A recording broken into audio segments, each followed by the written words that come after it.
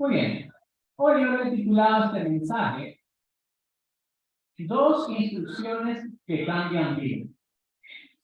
Hay consejos, hay instrucciones que una vez que nos la dan, literalmente transforma nuestra vida, nuestra forma de actuar, nuestra forma de pensar. Yo siempre cito a mi abuela porque mi abuela fue una gran influencia en mi vida y ella siempre me decía este dicho: en boca cerrada no entra mosca. O sea, más claro, manténgase callado para que no diga nada más. Y son estos consejos, estas instrucciones que uno recibe de pequeño que marcan nuestra vida. Y hay una carta que, aunque pequeña, muy profunda. Vamos a escuchar a un Juan ya anciano, un Juan que ya ha transcurrido los años y vaya experiencia que tuvo, siendo testigo desde muy joven, viendo a nuestro Maestro, a nuestro Salvador Jesucristo, escuchándolo y cogiendo la encomienda que él dejó a todos sus discípulos. Pero esta carta es interesante, porque es una de las cartas más pequeñas que se encuentra en el Nuevo Testamento. Y a veces cuando uno lee algo muy pequeño, considera como que no fuera tan importante. Pero yo siempre le digo algo a mi hijo. Le digo, los perfumes más caros vienen en botellas más pequeñas. ¿Ustedes usan ese? Diga, ya he leído, tal como el título del sermón.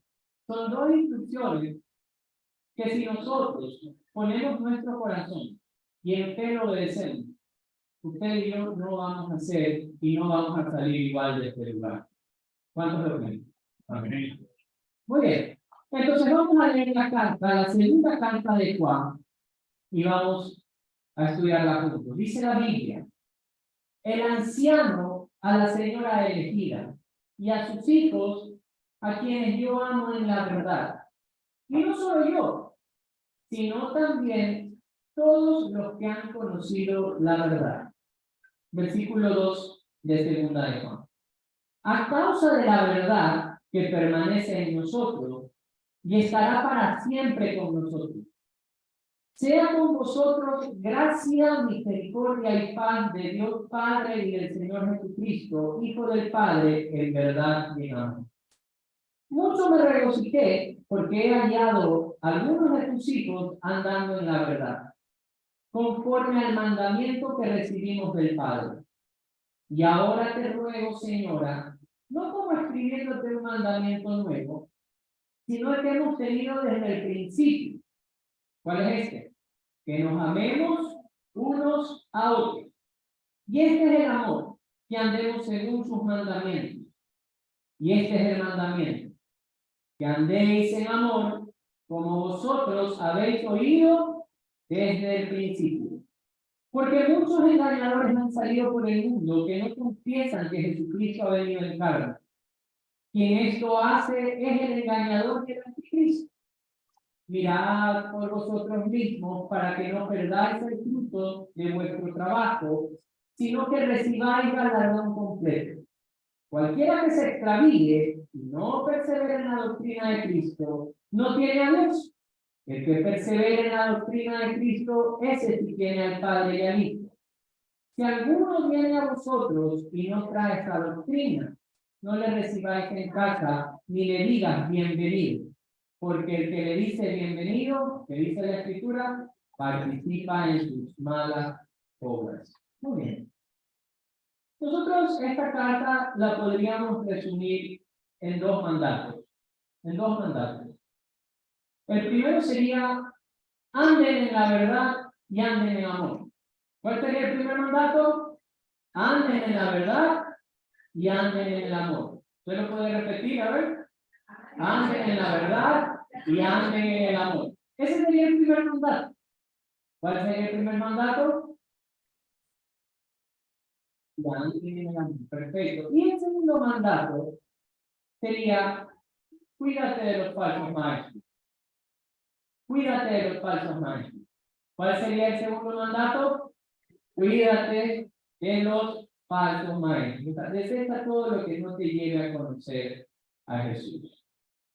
Cuando nosotros observamos estas frases de yo amo a quienes están en la verdad, y no solo yo, sino los que han conocido en la verdad, hay una correlación entre el conocimiento de la verdad y el amor.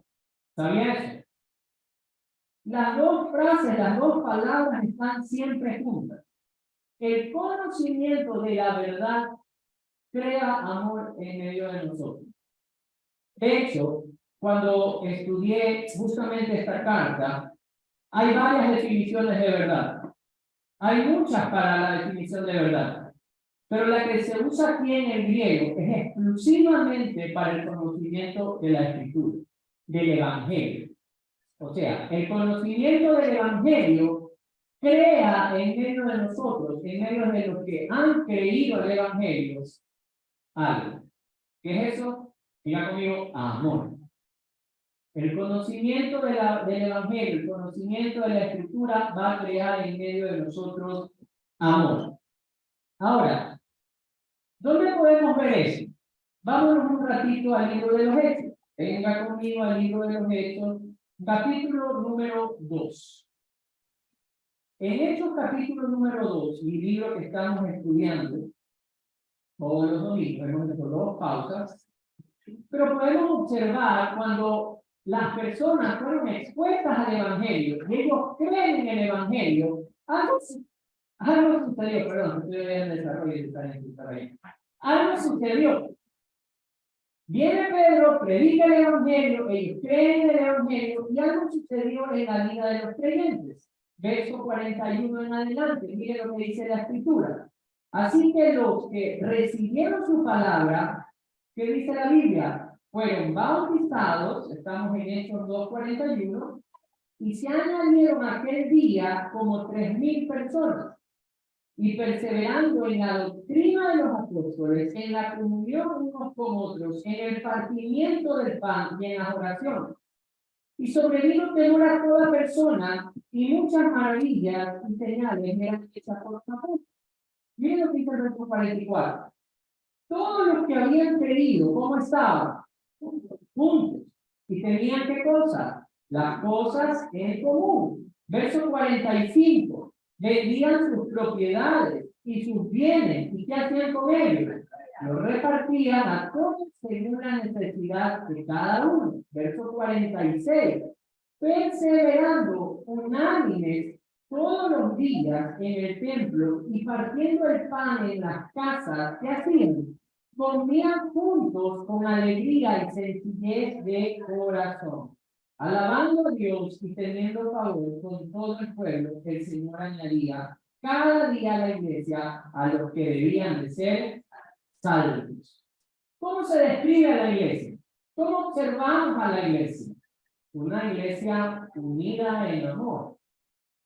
Tal era el amor que dice la Biblia que los bienes que ellos tenían lo vendían con un fin de repartir para cubrir las necesidades de todos. O sea, en ninguna familia, en ningún hogar había ninguna necesidad de nada.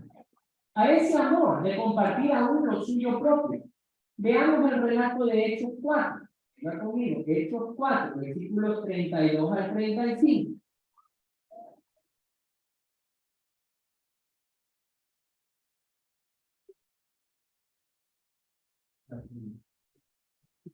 En Hechos 4, versos 32 al 35. Mire lo que dice la Escritura. Y la multitud de los que habían, ¿qué cosa? Creído, era de un corazón y un alma, y ninguno decía ser suyo propio nada de lo que poseía, sino que tenían todas las cosas en común. Con gran poder los apóstoles daban testimonio de la resurrección del Señor Jesús, y abundante gracia era sobre todo ellos.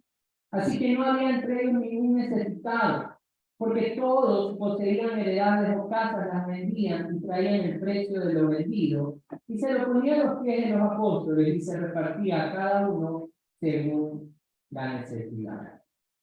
Esto es increíble. La Biblia describe estas personas escucharon el Evangelio. ¿Fueron expuestos a qué? A la verdad. ¿Qué hicieron cuando escucharon la verdad? La creyeron. Y cuando ellos creyeron la verdad, vinieron al conocimiento de la verdad, se transformó su corazón. Su corazón fue transformado de manera genuina. Genuina. ¿Quién de nosotros? Bueno, debería de pasar. La verdad, esto es muy confrontante para todos, por si acaso. Pero es como que nosotros veamos la necesidad de alguien y tengamos un bien y la vendamos con el único fin de repartirle a alguien y compartirlo acá. Y para que ni en el hogar de mi hermano ni en el mío haya ninguna necesidad.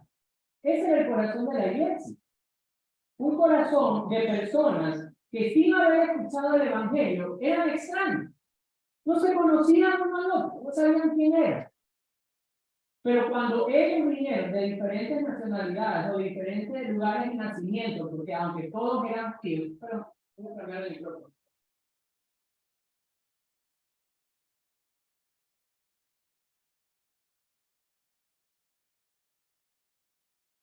Pequeña falla técnica.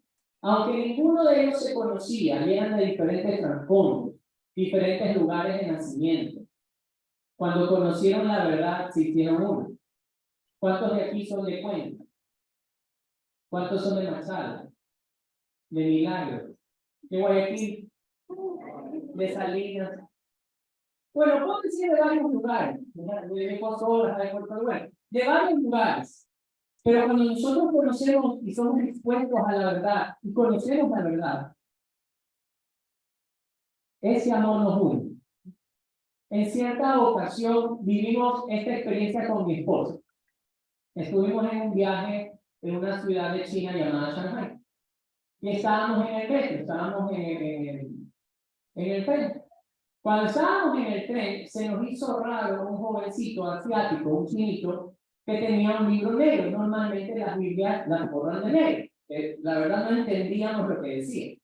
Pero cuando nos acercamos un poquito, porque ahí sí era el espíritu guayaco de Zapata, para observar un poquito a ver qué era, se notaban las divisiones de los versículos. Y en un inglés mocho, de parte y parte, nos hicimos entender, porque yo le decía Jesús, y él al principio sí nos vio medio raro, porque en China, aunque viven ciertas libertades, especialmente la predicación del evangelio al chino nacional, sí es peligrosa, o sea, sí es causa de cárcel. Entonces, cuando él nos vio, sí se asustó un poco porque pudo haber pensado somos policías, espías, o sea, ni cara de policía, ni cara de espía tenemos, pero bueno. Y cuando nosotros vimos Jesús, y él nos entendió, y sí. Entonces, la verdad que la gracia de Dios nos permitió comunicarnos unos con otros. Y dijimos, queremos estudiar contigo. Qué reto hacerlo, porque él hablaba chino, nosotros español, y él hablaba un poquito de inglés. La cosa es que coordinamos encontrarnos al otro día en una cafetería. Fuimos a la cafetería y dijimos que queremos conocer tu iglesia. Y eso era lo más peligroso para él, meter a un latino o dos latinos a una iglesia. Entonces dijo, primero tienes que conocerte en mi líder.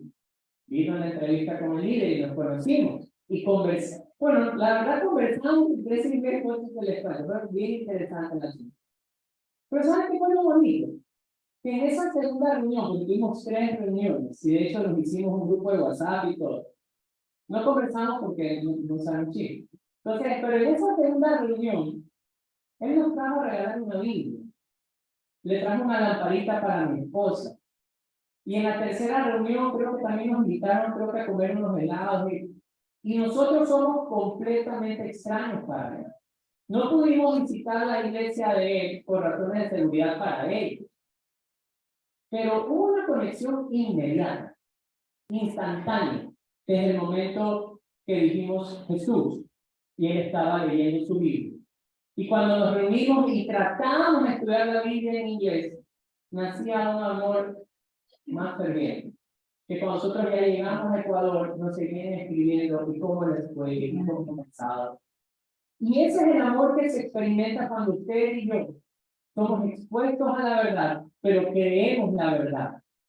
Por eso es que Juan, cuando escribe, Él dice, me he gozado de ver a tus hijos en la verdad.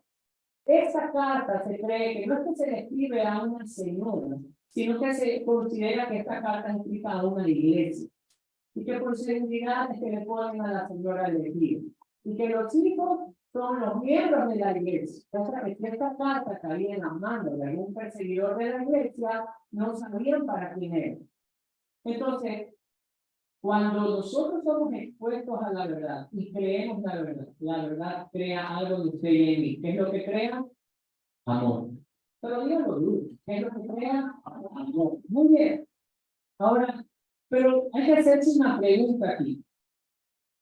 Cuando nosotros experimentamos eso, a pesar de la distancia, había comunión. A pesar de que uno era de un país y el otro era de otro país, cuando nosotros nos vimos, inmediatamente se sintió un cariño. Pero ¿qué pasa cuando es lo contrario? ¿Se ha puesto a pensar? ¿Qué pasa cuando notas una lejanía con alguien, aunque sean creyentes? ¿Alguna vez le ha pasado eso? Porque esto, queridos amigos, puede pasar entre esposos creyentes, en relaciones entre padres e hijos, y aún como hermanos en Cristo. Pero, ¿por qué puede pasar esto? ¿Por qué puede pasar que aunque usted conozca a Cristo y yo conozca a Cristo, no se siente un amor entre nosotros? ¿Y saben qué, queridos hermanos? No hay nada peor que la vida de cristiano se vuelva insípida por falta de amor. Porque cuando no hay amor dentro del corazón del creyente, nuestra vida se vuelve insípida, una relación insípida. Por eso es que es importante notar una palabra que se repite varias veces en este capítulo, bueno, en el único capítulo de la segunda de Juan. ¿Y saben cuál es esta palabra? Venga conmigo. Venga conmigo rapidito. Segunda de Juan. Hay una palabra que se repite varias veces. Y esta palabra es la palabra andar. Miren lo que dice el verso 4. Juan 4.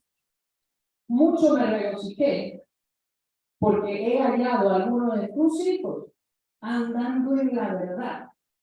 Si no esa palabra, subrayala si quieres. Miren el verso número 6. Y este es el amor, que andemos según sus mandamientos. ¿Notó otra vez la palabra? Subrayala si desea.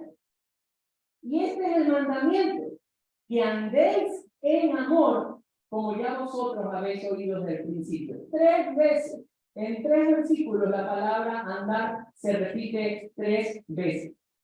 ¿Qué significa andar? Esta palabra, mire, la Dios habla hoy, la versión Dios habla hoy, en esta palabra se la traduce como vivir. Cuando la NBI la traduce, la palabra andar, la traduce como practicar. Y la NTV la traduce como hacer conforme. ¿Qué quiere decir esto? Queridos amigos, no solamente es necesario que usted y yo conozcamos la verdad, sino que vivamos conforme a la verdad o que practiquemos la verdad. Ahí es donde está el asunto. No solamente es el conocer la verdad, sino el andar en la verdad. El otro día conocí una pareja, conocí la historia de una pareja. Esta pareja de creyentes empieza a ahorrar, como cualquier matrimonio, como la mayoría de los matrimonios. Empieza a ahorrar con una ilusión de construir su hogar, de construir su casa. Entonces el esposo ahorraba y ya se ilusionaba y decía, y vamos a poner este florero, y vamos a construir, y las puertas serán de color azul, y la esposa era barcelonista, decía, no, yo la quiero amarilla. Bueno, tenía toda esta ilusión de hacer su casa. Pero pasó algo en la historia de esta pareja de creyentes. ¿Saben lo que pasó? Que aunque los dos conocían a Cristo, tanto el esposo como la esposa dejaron de orar juntos. Dejaron de estudiar juntos. Y poco a poco fueron también enfriándose y el esposo menguó en su estudio de la Biblia. Y la esposa también menguó en el estudio de la Biblia. Y aunque conocían la verdad, dejaron de practicar la verdad. Y dejaron de sentir esa comunión. Que aunque vivían debajo de un mismo hogar, un mismo techo, dormían en una misma cama, no sentían ese amor. Hasta que un buen día se dan cuenta de que, aunque conocían la verdad, habían dejado de practicar la verdad. ¿Y qué piensan ustedes que hicieron? Volvieron a estudiar la palabra, volvieron a orar juntos, volvieron a estudiar juntos. Y en ese momento, cuenta la historia de que esa ilusión de hacer la casa volvió a su corazón. ¡Qué bonito! Y esto, aunque usted no lo crea, sucede en todos los lugares o en cualquier iglesia. No hay nada más insípido que donde una iglesia no haya amor. Hoy día me tocó comer un corvicho. Me voy a decir, ¿qué tiene que ver eso? Era uno de los corviches más insípidos que me comí en la vida. Qué malo que estaba. Doy gracias a Dios que el salero estaba en la mitad de la mesa. Porque le puse sal a la salsa de maní. Voy a terminar con hambre ahorita, ¿ya? Le puse sal a la salsa de maní y pude embarrar mi corviche con esta salsita de estaba saladito. Y ¿cómo piensan que estaba ese corviche? Buenísimo.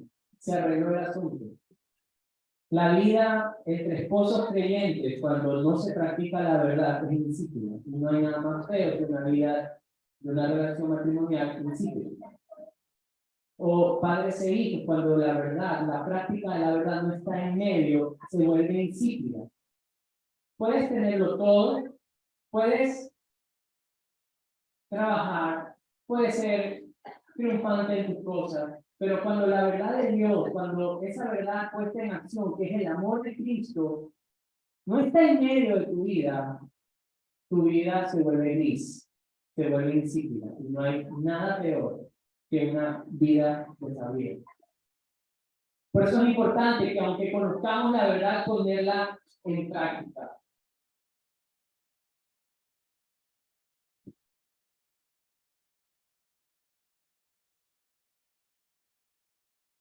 Cuán hermoso, en cambio, es todo lo contrario, ¿verdad? Cuán hermoso es cuando nosotros observamos un matrimonio donde la verdad está puesta en acción. Cuán hermoso es cuando vemos una familia, un hogar, donde Cristo es el centro. Yo ahorita me gozaba de ver a la hermana Dulce, porque sus palabras eran sinceras, porque notó que el amor de Cristo lo hizo ver a su esposo inclusive de manera diferente. Por razón, mi amor siempre me dice que me ve joven. Aunque ya no estoy tan joven, pero ella siempre, ese es el amor. Broma, por favor. Qué bonito el cambio también es ver una iglesia donde hay amor. Pero ¿saben qué? Qué bonito es ver cuando nosotros amamos a Cristo, cuando obedecemos el mandamiento, que Juan lo dice a cada rato, ámense el uno al otro. Cuando nosotros decidimos amarnos unos a otros, cuando hablamos esto en el amor de la iglesia, usted y yo estamos genuinamente amando a Cristo porque estamos obedeciendo sus mandamientos. ¡Cuán hermoso! Y saben que cuando yo leía esta carta, y el versículo 4, Juan le escribe a la iglesia y le dice, mucho me regocijé porque he hallado a alguno de tus hijos andando en la verdad. Yo me imaginaba al mismo Señor Jesucristo mirando la vida de su iglesia y regocijándose, alegrándose en su corazón, porque dice, mis hijos se están amando uno a otro. Nosotros muchas veces podemos decir, creo en Dios, doy gracias a Dios, Dios es el rey de este hogar. Pero si nosotros no amamos, en nuestro caso, a la esposa, al esposo, al hijo, al compañero de trabajo, al hermano de la iglesia, si genuinamente no lo estamos amando, no podemos decir que estamos amando a Cristo. Yo les decía al principio que hay consejos que marcan la vida. Y el consejo de este anciano Juan va a marcar la vida de esta iglesia que recibe esta carta. Porque lo que está buscando a través de este mandamiento, a través de este consejo, es de que la iglesia no viva una vida insípida. Yo no quisiera que usted salga de esta puerta y se vaya a su casa y viva una vida que, aunque conozca a Cristo, Cristo no esté reinando en su vida y sea una vida insípida. Que aunque conozca el Evangelio, se puede saber las 95 tesis de ¿cómo se llama el nombre que la acabó? De Martín Lutero. Podemos saber absolutamente todas las profecías del Nuevo Testamento y Antiguo Testamento. Pero bien dijo algo el apóstol Pablo en esa carta a los Corintios. Puedo conocer todo eso. Pero si el amor de Cristo no está en medio de nosotros, eso no sirve de nada. Es como un metal que suena feo. Hace un momento me salió un gallo bien feo. Así es el amor cuando no está puesto en moda. Es que suena feo. Querido amigo, querido hermano, no deje que su vida sea insípida. No deje que su vida suene feo. Conoce la verdad, póngala por obra. Viva conforme a ese mandamiento. Ese es el primer consejo que hallamos en esta carta de Juan. Pero hay otro consejo que trae Juan aquí. Y está en el verso 7 en adelante. Léalo conmigo. Dice la Biblia: porque muchos engañadores han salido por el mundo que no confiesan que Jesucristo ha venido en carne. Quien esto hace es el engañador y el anticristo. Mirad por vosotros mismos para que no perdáis el fruto de vuestro trabajo, sino que recibáis galardón completo. Me encanta eso. Él hace una advertencia aquí. Ya hizo la primera. Vamos a la segunda, el segundo consejo que transforma la vida. Y el segundo es: hay engañadores que han salido. Hay personas que con intención salen a engañar, que salen a hablar algo ligeramente torcido y ya te van a desviar de la verdad. Dos cosas que se observan en este capítulo. Y lo primero, ¿cómo identificarlo? El primero es que confiesan a un falso Jesús. No se predica un verdadero Jesús. Entonces, Juan les dice: miren, van a salir algunos diciendo que Jesús no ha venido en carne. Ese era el problema de esa época. Que algunos decían: miren, esta historia de Jesús es acerca de un ángel, pero no vino en carne. O era acerca de un espíritu, pero no vino en carne. Ese era el problema que ellos estaban viviendo. Estaban predicando a un falso Jesús. Queridos amigos, tal vez hoy, por el contexto en el que nosotros vivimos, no vienen a decir personas: Jesús no vino en carne. Pero sí hay muchas doctrinas que te van a desviar de conocer genuinamente a Jesús, genuinamente al Salvador. Y la intención de venir es que era para salvar pecados. Pero ¿cuál era la segunda forma de ver? Estos se extraviaron de la doctrina de Cristo. ¿Qué significa eso? Yo quisiera leerme dos pensamientos. Voy a tratar de ser breve. El primer pensamiento viene de un autor llamado Bussy y dice lo siguiente: la palabra extraviado tiene la idea de ir más allá de los límites. Nunca vamos más allá de las enseñanzas de Jesús, de quién es Él, de lo que ha hecho por nosotros. Cualquiera que piense que debemos ir más allá de lo que dice la Biblia claramente sobre Jesús, este es el que se extravía. Entonces, ustedes van a escuchar este que se ha extraviado de la doctrina de Jesús, que dice que ha venido un ángel llamado Moroni y ha escrito un nuevo libro y se llama el libro del Moroni. Hay que ser claro, quiero ser muy claro. Nuevas revelaciones tienen y no podemos ir más allá de lo que ya está escrito en la Biblia. Y así lo podemos discernir. Este es el segundo pensamiento. Lo dice Boyce. Existe un progreso real en la vida cristiana, pero es un progreso basado en un conocimiento más profundo del Cristo histórico divino. Un progreso sobre cualquier otra cosa puede ser llamado progreso, pero un progreso que deja a Dios atrás y por lo tanto no es progreso alguno. Yo me puse a pensar sobre los maestros de la actualidad de los que enseñan algo. Y hay maestros religiosos que sí, que pueden salir desde las mismas iglesias, torcer su doctrina y desviarse. Pero hay algo que hoy en nuestra sociedad está enseñando. ¿Y saben qué es? El Internet. Si no, miren a los niños pequeños, el tiempo que pasan delante de una computadora, de un teléfono, de una tablet. Miren a nuestros adolescentes. Soy padre de 2 adolescentes, por eso te lo comento. El tiempo que pasan delante de una computadora, de un teléfono. ¿No le ha pasado que tal vez su niño o su adolescente es bien ecuatoriano, bien guayaquileño, y a veces empieza a hablar como mexicano?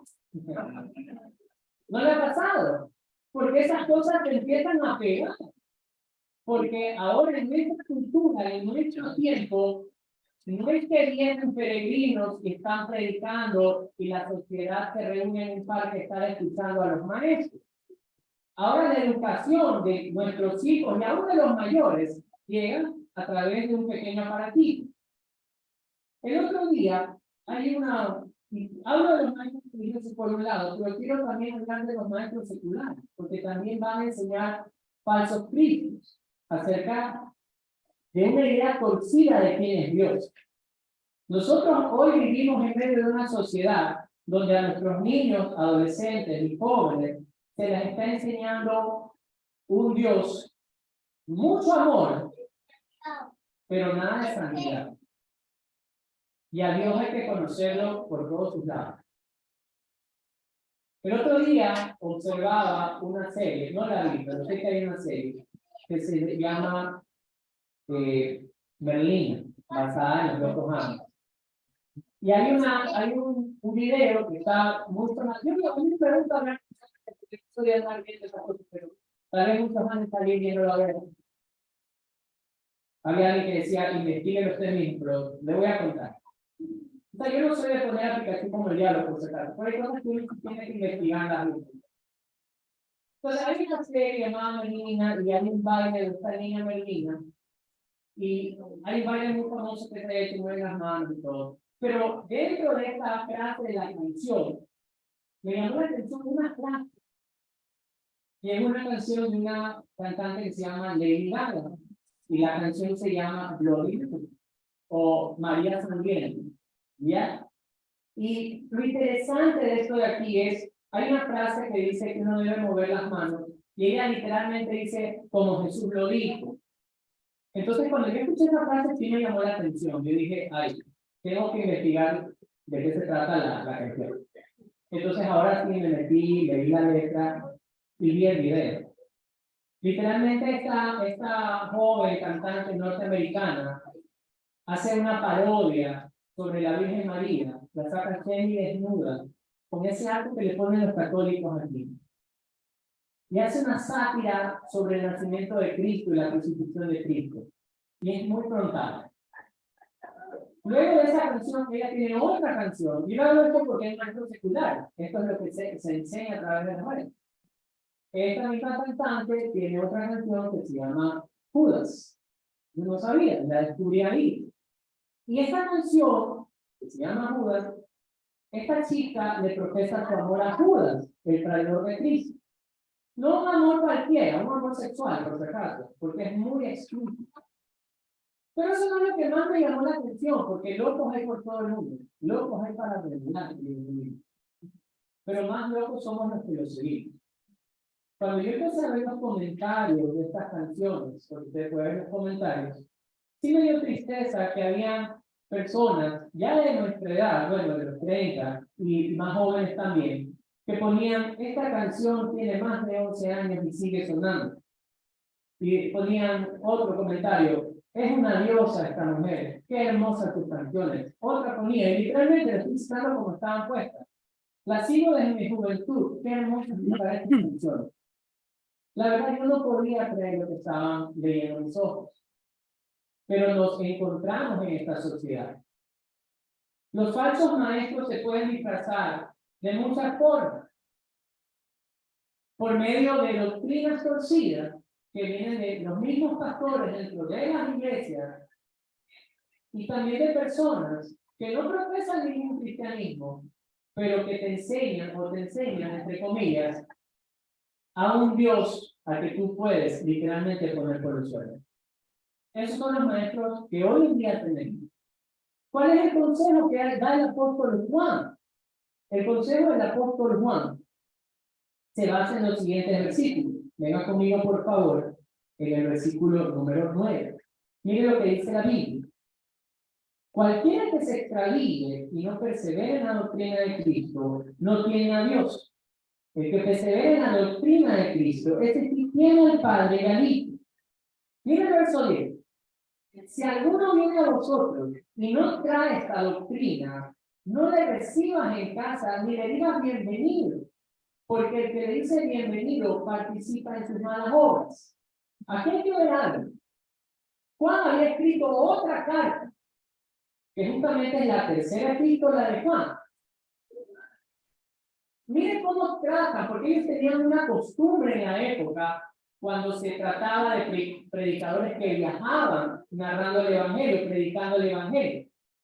Y miren, el tercera de Juan, venga conmigo tercera de Juan, solo denle la vuelta a la luz.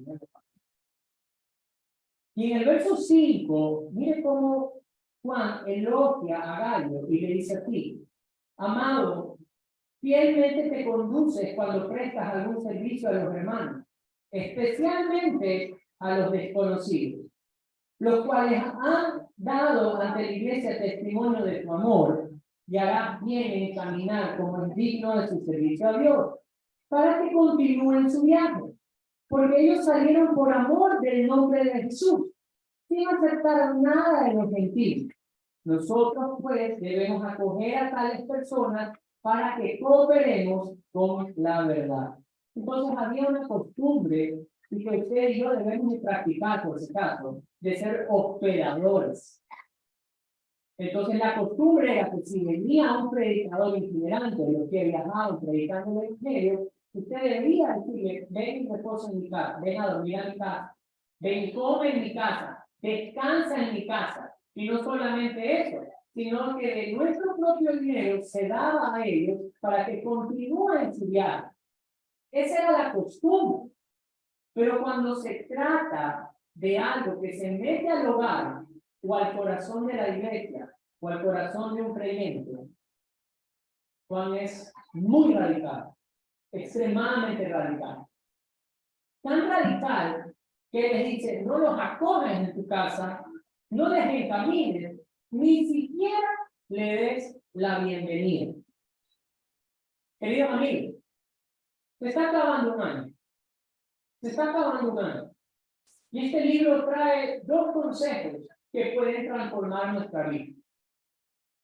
Usted puede conocer la verdad, pero si no practica la verdad y no vive en ese amor, el resultado de su vida va a ser una vida insípida, una vida gris, una vida donde la plenitud del amor de Dios no habita.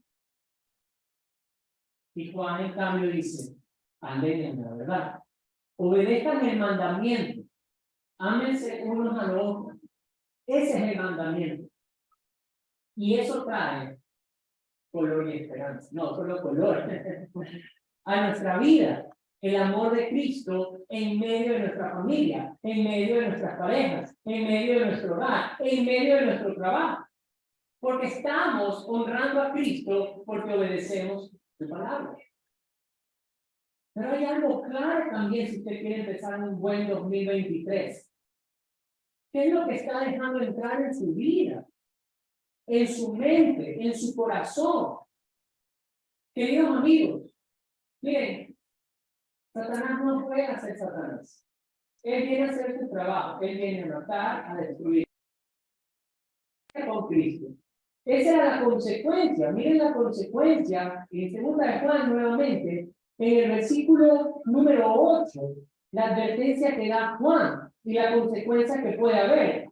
Miren por vosotros mismos para que no perdáis el fruto de vuestro trabajo, sino que recibáis el galardón completo. Cuando nosotros dejamos entrar estas falsas enseñanzas hacia nuestra vida, tenemos el fruto del trabajo. Y aquí sí yo me pongo un poquito en los zapatos de los apóstoles, en los zapatos de nuestro maestro. Para que usted pueda tener una reconciliación genuina con Dios. Su salvación no fue nada barato por ese caso. El mismo Dios se despojó de su misma gloria, tomó forma de hombre, descendió a esta tierra, se hizo hombre por nosotros. A diferencia de nosotros, él no pecó, pero fue tratado como el más vil pecador que existía sobre la tierra. Sobre su carne, Dios Padre impuso el mayor castigo que podía existir, su propia vida sobre él, con la única intención de que usted y yo seamos eximidos, perdonados de nuestros pecados, porque alguien ya pagó. Y no se termina ahí, no solamente que Jesús muere en la cruz, sino que Él resucita. ¿Y sabe lo que significa que Él resucita? Que el sacrificio que Cristo hizo por nosotros fue aceptado por Dios. O sea, usted tiene una garantía de que si ha depositado su confianza en Cristo y se ha arrepentido de sus pecados, no importa si muere hoy, mañana, pasado, usted directamente va a estar con el Señor. Pero hay alguien que quiere destruir eso, que va a querer interrumpir esa obra, que va a querer que las familias no vengan al conocimiento del Señor, que no haya amor en medio de los hogares, que no haya amor en medio de las iglesias. Y esos son los falsos maestros. En la iglesia, es verdad, uno puede coger y decir, bueno, este va a predicar, aquí no se lo puede invitar porque su doctrina está torcida. Pero ese es el trabajo, tal vez, de los que trabajamos aquí los domingos. Pero ¿qué hay de su hogar? ¿Qué hay de su casa? ¿Qué es lo que está entrando por sus ojos? ¿Qué es lo que está entrando por sus oídos? Que lo está desviando de Cristo. ¿Qué es lo que se permite ver usted? Que le va a restar santidad y que le va a restar a su manera de ver a Dios. Ya no como un Dios santo y poderoso, sino como un Dios que lo puedo tranquilamente poner por debajo. Porque si algo así usted ha dejado entrar en su vida, yo quisiera decir el mismo consejo del apóstol Juan. Ni siquiera le dé la bienvenida. Córtelo de raíz. Córtelo de raíz. Mi abuela bien decía, en boca cerrada no entran moscas. Juan no nos dice eso hoy día. Juan nos dice, obedezcan el mandato de Cristo y ámense unos a otros. Miren, no hay nada más bonito, queridos amigos. Nosotros nos vemos una vez a la semana, ¿sabes? Por lo menos yo los veo a ustedes una vez a la semana. Pero qué bonito que es cuando nos vemos y conversamos. Y no importa si estemos lejos. Si usted estaba estudiando la Escritura y yo estaba estudiando la Escritura, va a haber comunión.